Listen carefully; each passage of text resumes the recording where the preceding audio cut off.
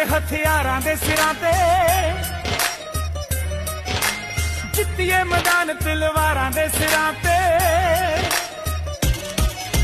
ਯਾਰਾਂ ਦੇ ਸਿਰਾਂ ਤੇ ਹਥਿਆਰਾਂ ਦੇ ਸਿਰਾਂ ਤੇ।